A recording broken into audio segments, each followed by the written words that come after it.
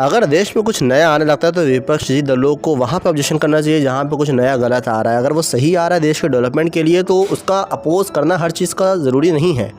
देश की डेवलपमेंट की बात यहाँ से आ गई। देश में ऐसी बहुत सारी चीज़ें इसको इम्प्रूव कराना भी ज़रूरी है, इसके अलावा भी।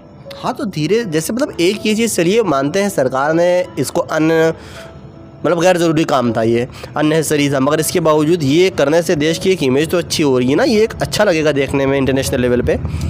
जो चीज़ें देश में पहले से हैं, जिसकी ज़रूरत नहीं, जिसकी रिक्वायरमेंट नहीं है, उसके ऊपर सरकार ने 20,000 करोड़ वेस्ट करे, अप्रॉक्स 20,000 करोड़। और वो भी उस टाइम पे जब कोविड इंडिया में एंटर हो चुका था। उससे पहले इन्होंने प्रोजेक्ट स्टार्ट करा था सितंबर में, लेकिन कोविड के टाइम पे इन्होंने और ज़्यादा तेज़ी से काम करा। हाँ, वो बात आपकी सही है। चलिए ठीक है, आपकी कोविड वाली बात को तो हम कंसिडर करके चलते हैं। उस टाइम पे ये चीज़ें, ये पैसे और भी जगहों पे इस्तेमाल हो सकते थे। पर पॉइंट ये है कि अगर हमें विरोध करना है सरकार का तो हम सरकार का विरोध करें। ये तो एक राष्ट्रीय संपत्ति है हमारे लिए। मतलब ये तो वही बात हो गई कि आपको पुजारी से तकलीफ है तो आप मंदिर का विरोध क्यों करें? सर सरकारी चीज़ों को प्राइवेट बनाकर सरकार चली है खुद नहीं सरकारी चीज़ें बनाने।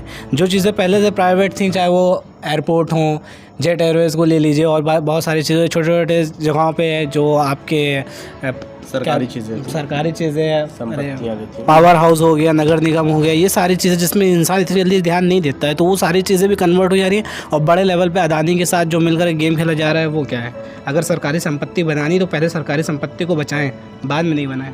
नहीं, वो बचाने वाली बात आपकी बिल्कुल सही। मतलब हमें बस ये दिख रहा है कि एक इंडिया को ग्लोरीफाई करने के लिए जहाँ पार्लियामेंट, जैसे व्हाइट हाउस है, अगर व्हाइट हाउस को रिनोवेट कर रहा है तो इसका ये मतलब थोड़ी ना कि पहले सरकार जा करके व्हाइट हाउस की चीज़ों को देखे। वो तो अपनी एक इमेज बनाने के लिए व्हाइट हाउस को रिनोवेट कर रहा है ना। इमेज बनाने के लिए देश में बहुत सारी चीज़ें हैं, पहले उसको वहाँ पे देखना चाहिए। अमाउंट भी तो देखें, 20,000 करोड़। 20,000 करोड़ कितना बड़ा अमाउंट है। और जो चीज़ पहले से अवेलेबल है, पहले से है, कोई रिक्वायरमेंट नहीं है।